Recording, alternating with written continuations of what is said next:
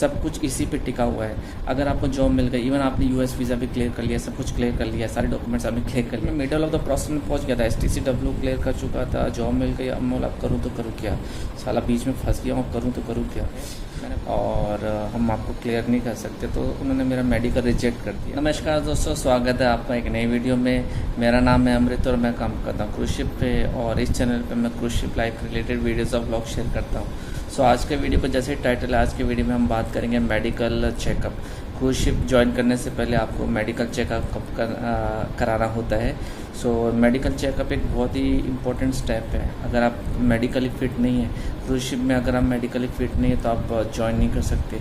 सो क्या क्या होता है मेडिकल चेकअप में, कैसे कैसे चैलेंजेस आते हैं, क्या क्या चेकअप किया जाता है, डिफ़िकल्ट होता है, ईजी होता है, मेडिकल चेकअप कहाँ कराया जाता है, कौन से डॉक्टर से कराना होता है और कितना पैसा लगता है, ये सब हम बात करेंगे आज के इस वीडियो में।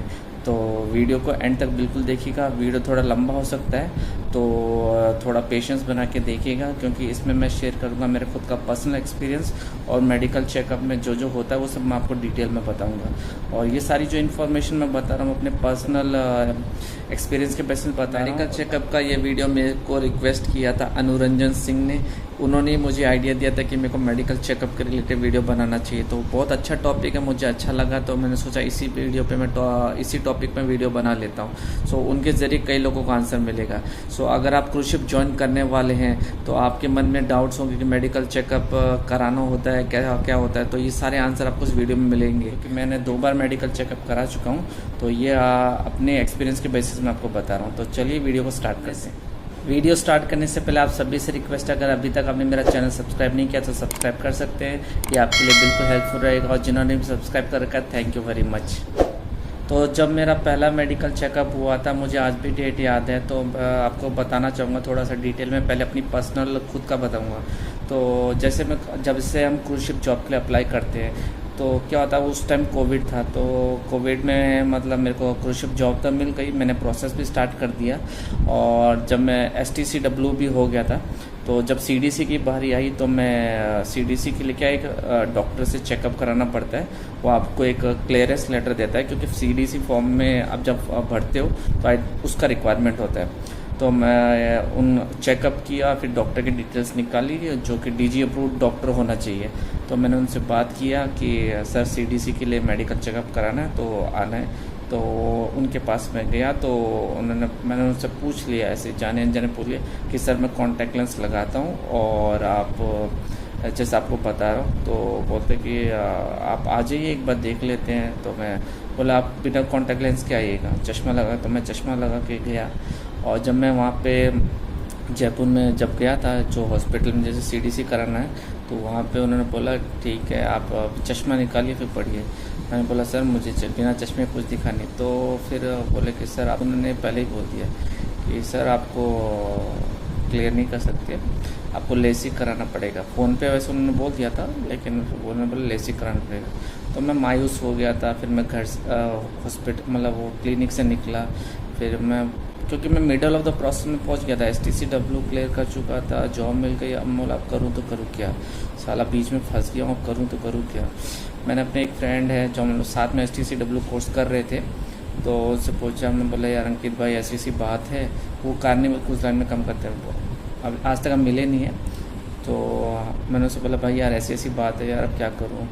सो फिर उन्होंने बोला यार ऐसा है तो ठीक है, फिर करा लो, और क्या मतलब।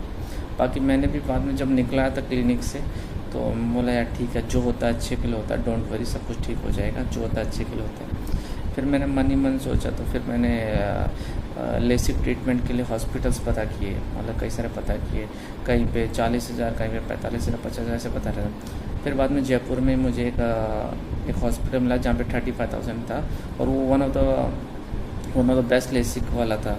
और इत्तेफाक से मेरे जो हमारे रिलेशन में मतलब दोस्त पड़ोस में वो लड़का था, मेरे से छोटा था, तो उसने वो लेसिक कराया था वहाँ से।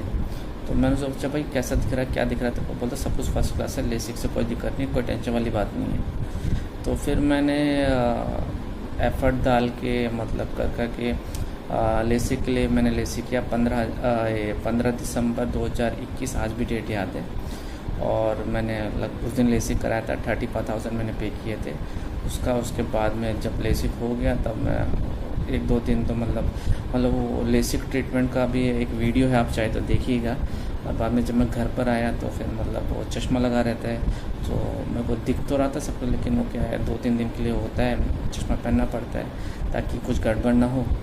तो फिर बाद में ऐसा हुआ तो फिर मेरे को आई साइट तो सही हो गई। तो उसके बाद में मैं वापस गया, तो मैं डरा हुआ था कि भाई हो जाएगा ना। तो फाइनली मतलब वहाँ पे गया, उसने क्लियर कर दिया। फिर मैंने सीडीसी के लिए अप्लाई कर दिया, मेरे को सर्टिफिकेट मिल गया और फिर मेरा सीडीसी क्लियर हो गया। फिर उसके बाद में सीडीसी, क्योंकि वो डर तो था ही मन में, फिर मेरा सारे प्रोसेस हो गए। लेकिन आपको एक चीज़ बताता हूँ कि मेडिकल एक ऐसी चीज़ है, सब कुछ इसी पे टिका हुआ है। अगर आपको जॉब मिल गई, इवन आपने यूएस वीज़ा भी क्लियर कर लिया, सब कुछ क्लियर कर लिया, सारे डॉक्यूमेंट्स आपने क्लियर कर लिए, लेकिन अगर फाइनल मेडिकल क्लियर नहीं हुआ तो आप ख़त्म है, मतलब जॉब मतलब वो नहीं, क्योंकि वो जब क्लियर होगा ना तो उसका एक मेल तो वो कंपनी को भेजता है। डॉक्टर साहब जो होते हैं एक मेल तो कंपनी को भेजते हैं कि ये बंदा है, इसका मेडिकल क्या है, ये इसका वो पूरी रिपोर्ट भेजते हैं। फिर वो कंपनी से अप्रूवल आना चाहिए कि हाँ ये बंदा ठीक है, और वैसा हो चलता है। तो ये तो मेरा फर्स्ट स्टेप था, मेरा पर्सनल स्टेप अभी जो आपको बताया कि सीडीसी तक का। अब मैं आपको नेक्स्ट स्टेप बताता हूँ जब मेरा फाइनल मेडिकल हुआ था। तो ओके, तो अब मैं आपको नेक्स्ट स्टेप में ले चलता हूँ।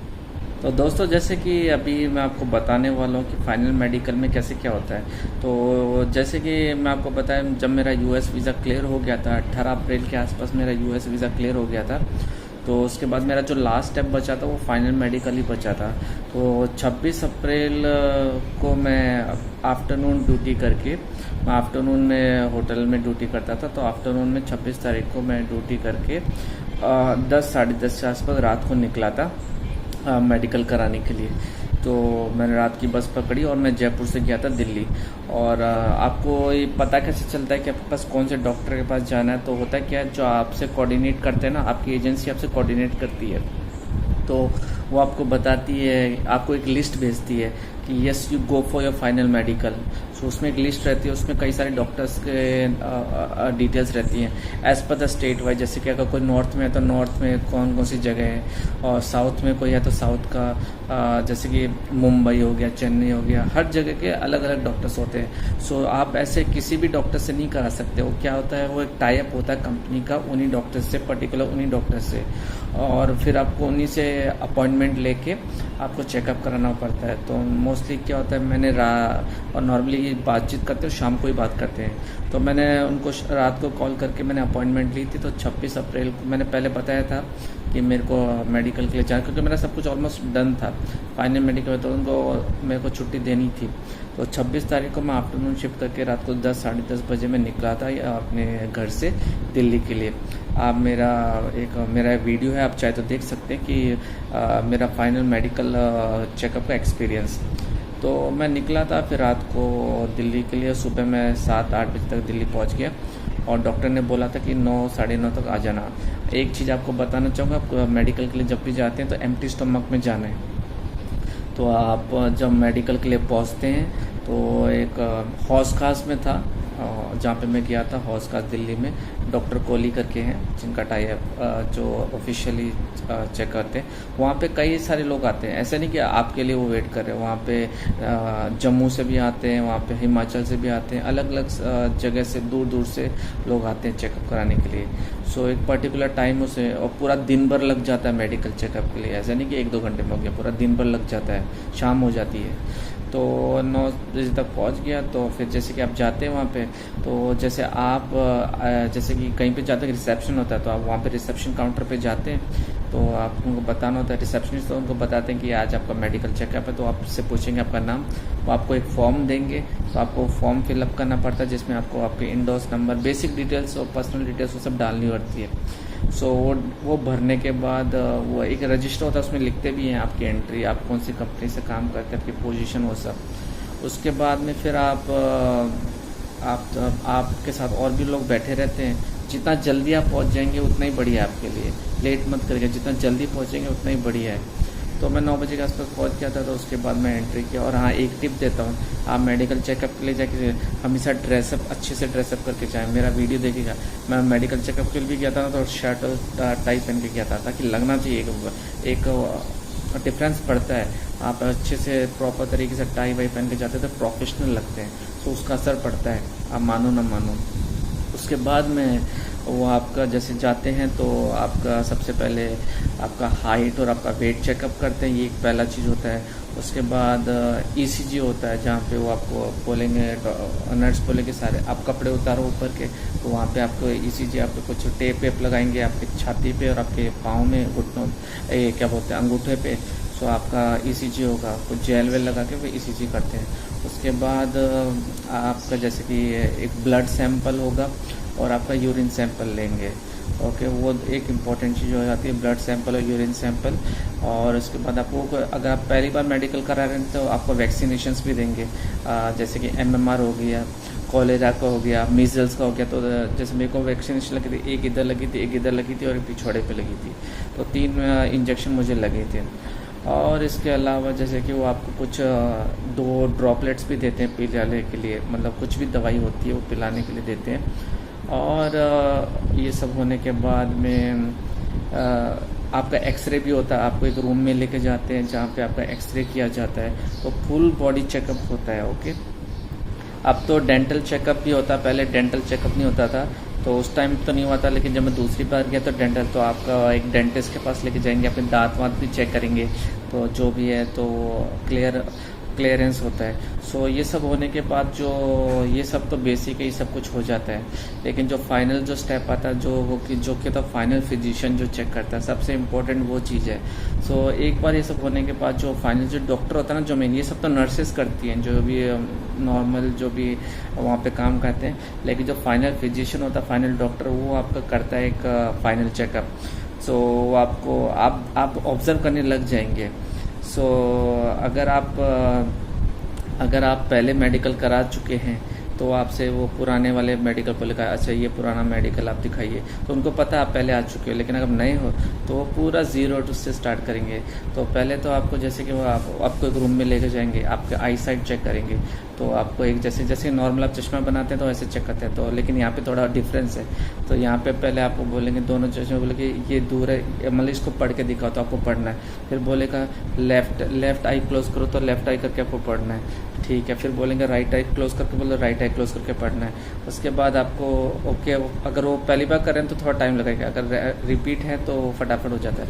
उसके बाद आपको एक बोलेंगे, एक बुक देंगे, आपको ऐसे वो उस बुक को पढ़ना है, सामने से आप पढ़ लेते हैं। उसके बाद आपको एक बुक देंगे दूसरे, जो आपको कलर, मतलब फार का आपको, मतलब कलर ब्लाइंडनेस, आपको एक बुकलेट होगी, उसमें पढ़ना है कि ये क्या नंबर है, तो कलर ब्लाइंडनेस भी वो सब चेक होता है।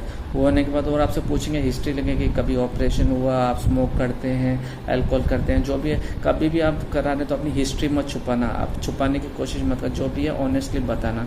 सो जब मैंने लेसिक कराया था तो मैंने बताया था कि सर मैंने आँखों का ऑपरेशन कराया था, तो मेरे पास लेसिक का सर्टिफिकेट था, पर जो पेपर होते हैं ना वो हमेशा लेके जाना, तो मैंने उनको दिखाया। सो उन्होंने डिक्लेयर किया ये ऐसा ऑपरेशन कराया है। सो वो होने के बाद फिर बाद में एक आपका चेकअप होता है, जो कि होता है ऑडियोमेट्री। मतलब आप जिस रूम में होते हैं ना, उस रूम में आपको एक हेडफोन सा देंगे, बड़ा सा हेडफोन देंगे, तो एक मशीन रहती है जिसमें वो कुछ आवाज़ चेक करेंगे। एक मशीन आपको बटन सा प्रेस करने को देंगे, तो वो कभी जैसे अलग अलग आवाज़ जैसे प्रेस होगी, तो आपको जैसे जब भी आवाज़ सुनाई देती है आपको प्रेस करना होता है ऐसे टिक टिक टिक टिक टिक। सो अगर नहीं सुनाई देती तो जैसे पूछेंगे कौन से ईयर में सुनाई दे, लेफ्ट में, राइट में। सो वो होता है, तो बहुत डर लगता है यार इसमें। और मेरा जैसे कि कानों का इसमें आया था, लेकिन नॉर्मल था। बोलते कि भाई मुझे सुनाई दे रही थी, तो लेफ्ट ईयर में होता ही है, क्योंकि हम नॉर्मली राइट ईयर यूज़ करते हैं। सो वो हो गया था। उसके बाद आपको ये होने के बाद रीडिंग होने के बाद, ये सब टेस्टिंग के बाद, फिर आपको पूरा वहाँ पे नंगा करेंगे। आपको बोलेंगे कि सारे कपड़े उतारो, मतलब कि चेस्ट पे सारे ऊपर। फिर आपको बोलेंगे खड़े हो, तो खड़े होना। फिर आपको बोलेंगे हाथ ऐसे करो, ऐसे उंगली आपको दिखेंगे तो उंगलियाँ चेक करेंगे। फिर आपको बोलेंगे हाथ ऐसे करो, फिर बोलेंगे ऐसे करो, तो वो आपको पूरा घुमाएंगे। और फिर बोलेंगे कभी सर्जरी, कुछ ऑपरेशन, कोई दिक्कत, ऐसा कुछ नहीं।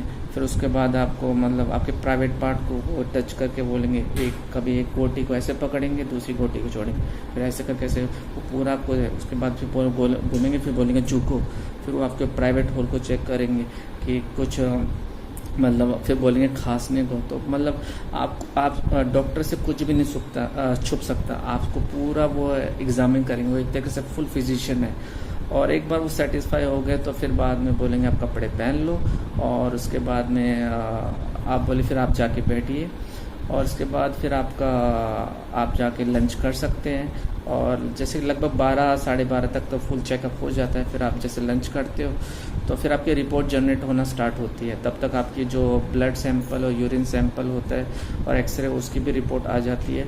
और फिर लास्ट में फाइनली सब चेकअप होने के बाद में आपका नॉर्मली रिपोर्ट जैसे मिल जाती है 3-4 बजे तक मिल जाती है। तो मुझे मिल गई थी जैसे 3 बजे तक मिल गई थी, और 3 बजे जैसे मिली वैसे मैं अपने जैसे मेडिकल क्लियर हुआ वैसे मैंने वीडियो बनाया कि मेडिकल क्लियर हो गया, आप जाके देखिएगा। और उसके बाद मैंने सीधा वहाँ से मेट्रो पकड़ी, मेरे साथ मेरे 1-2 दोस्त और भी थे जो भी करा रहे थे। तो वहाँ से मेट्रो पकड़ी, फिर वहाँ से मैं हौज खास से मैं सीधा पहुँचा, ये क्या बोलते हैं, इफ़को चौक पहुँचा। नहीं, अपने घर कज़न के घर पे रुका था मैं, तो कज़न के घर से सामान लिया। फिर बाद में मैं नहीं गया था, फिर मैं वहीं से इफ़को चौक बाद में फिर वहाँ से बस पकड़ के मैं जयपुर, मैंने अपने दोस्त को बोल दिया जतिन मैं आ रहा हूँ, क्योंकि उस दिन मेरी नाइट शिफ्ट थी। तो मैं पहुँच गया था लगभग 10 बजे तक, मैं 15-20 आधा घंटा और उसने बोला कोई बात नहीं, मुझे पता आप गए थे दिल्ली। तो फाइनली मतलब मेडिकल क्लियर हो गया, और आपको भी दिखाता हूँ मेडिकल कैसा दिखता है। तो जो मेडिकल रिपोर्ट होती है वो एक फोल्डर में होती है, देखो ये ऐसा एक फोल्डर होता है, इस फोल्डर में मिलती है, और ये 36 से 37 पेज की होती है। देखो ऐसी ही मेडिकल रिपोर्ट होती है, उसमें काफ़ी सारे पेजेस होते हैं, आपकी फ़ोटो लगी रहती है, उसमें लिखा होता है फिट फॉर सी होना बहुत ज़रूरी है। और ये 36 से 37 पेजों की बुकलेट्स होती है। तो एक बार जब आपका मेडिकल क्लियर हो जाता है और आपको रिपोर्ट मिल जाती है, तो वो मेल करते हैं कंपनी को, और आपको भी सीसी में रखते हैं। और वो मेल जब कंपनी को जाती है तो कंपनी वाला वो डॉक्टर, जो ऑफिशियल डॉक्टर है जो कंपनी का है, वो जो अप्रूव भेज देता है, तो फिर आप रिलैक्स है, आपका मेडिकल अप्रूव। लेकिन हाँ, क्योंकि फिर बाद में आपसे एक डिक्लेरेशन भी लेते हैं, जैसे मैंने आई साइट का ऑपरेशन कराया था, सो उन्होंने मेरे को भेजा था कि इसका कॉस्ट कंपनी बेयर नहीं करेगी। वो तो एक ऑथराइजेशन होता है, जो भी मेडिसिन वो आपको अपनी तरफ से रखनी है। और बाकी मेडिकल का कॉस्ट क्या होता है, मेडिकल का कॉस्टिंग जैसे होता है, अगर पहली बार चेकअप करा रहे हैं और तो थोड़ा ज़्यादा होता है, बाकी बाद में कम हो जाता है। और ये company to company, doctor to doctor basis पे डिपेंड करता है। तो नॉर्मली क्या होता है, जैसे मैंने पहली बार कराया था लगभग 10,000 के आसपास हुआ था, उसके बाद तो 6-7 हज़ार के आसपास होता है। लेकिन अच्छी बात कि आप जो भी मेडिकल कराते हैं उसका पैसा आपको रिफंड हो जाता है, रिम्बर्स हो जाता है, पूरा का पूरा पैसा आपका जो मेडिकल का होता है रिफंड हो जाता है। और ये जो मेडिकल होता है ये हर 2 साल में होता है। अब जिस कंपनी में मैं हूँ, ये हर 2 साल में आपको मेडिकल चेकअप कराना होता है। सो ये बहुत इंपॉर्टेंट है, आपको ध्यान रखना होता है अपनी हेल्थ का, वेरी इंपॉर्टेंट। आप क्या खाते हैं, क्या पीते हैं, और आपका जो भी बेसिक चीज़ आप करते हैं, आप मेक श्योर आप अच्छा खाएं, अच्छा पिएं, और अच्छे से अपना ध्यान रखिए। क्योंकि हर 2 साल में अगर आपको क्रूज शिप में काम करना है तो हर 2 साल में आपका मेडिकल चेकअप होगा। सो ये बहुत इंपॉर्टेंट चीज़ है कि क्रूज शिप में काम करने के लिए आपको मेडिकली फिट होना है, क्योंकि बाकी सब जगह कोई किसी को परवाह नहीं है, लेकिन क्रूज शिप में आप काम करें तो मेडिकल। तो 27 अप्रैल को मेरा मेडिकल क्लियर हो गया, सारे डॉक्यूमेंटेशन हो गया 27 को। फिर उसके बाद में 15 को मेरी ज्वाइनिंग थी, लेकिन 15 को नहीं, वो डिले हो गई। और 18 मई को मेरे को डॉक्यूमेंट्स आ गए थे, मतलब फ़्लाइट टिकट सब आ गए थे, और मतलब कि 1 महीने के अंदर बुला लेती है कंपनी। तो 19 मई 2022 को मैंने फ्लाई किया था और मैंने पहला कॉन्ट्रैक्ट किया था। तो ऐसा होता है कि मतलब मेडिकल होने के बाद तो आप पूरा क्लियर हो जाए। तो दोस्तों मेडिकल एक बहुत इंपॉर्टेंट पार्ट है, सब कुछ इसी पे टिका हुआ है। अगर आप मेडिकली फिट क्लियर नहीं हुए तो आप क्रूज शिप ज्वाइन नहीं कर सकते, चाहे आपने STCW कर लिया हो, चाहे आपने US वीज़ा ले लिया हो या शेंगन वीज़ा ले लिया, जो भी वीज़ा ले, अगर आपको मेडिकली फिट क्लियर नहीं किया गया तो आप क्रूज शिप ज्वाइन नहीं कर सकते। सो ये बहुत ही इंपॉर्टेंट स्टेप है। ओके, तो ठीक है दोस्तों, ये थी मेरी तरफ से इन्फॉर्मेशन कि मेडिकल में क्या क्या किया जाता है। तो जैसे कि मैंने अभी बताया मेडिकल में क्या क्या चेक होता है, एक कंक्लूजन में आ जाते हैं। मेडिकल में सबसे पहले आपका हाइट और वेट होता है, आपका ब्लड सैंपल और यूरिन सैंपल होता है, एक्सरे होता है, आपको फुल बॉडी एग्जामिन किया जाता है। जैसे कि आपका आपको नेकेड करके पूरा फिंगर विंगर सब कुछ प्राइवेट सब कुछ चेक किया जाता है। इवन आपका ब्लड प्रेशर भी चेक होता है, ईसीजी होता है, तो सब कुछ आपका चेक होता है। हर 2 साल में आपका मेडिकल होता है। और आई साइट आपका चेक होता है, आपका कान, आपका ऑडियो सब चेक होता है। सो मेडिकल बहुत एक इम्पोर्टेंट स्टेप होता है क्रूज शिप जॉब के लिए। सो ये थी मेरी तरफ से इन्फॉर्मेशन। वीडियो अगर अच्छा लगा, आपको पसंद आया तो वीडियो को लाइक कर दीजिएगा, हाइप कर दीजिएगा। मोस्ट इम्पोर्टेंट, अगर आप हाइप करेंगे तो ये वीडियो ज़्यादा से ज़्यादा लोगों तक पहुँचेगा। और चैनल को अगर सब्सक्राइब नहीं किया तो सब्सक्राइब कर लीजिए, और जिन्होंने सब्सक्राइब करा थैंक यू वेरी मच। और मिलते हैं आपसे बहुत जल्दी एक नेक्स्ट वीडियो में। सी यू, बाय, टेक केयर।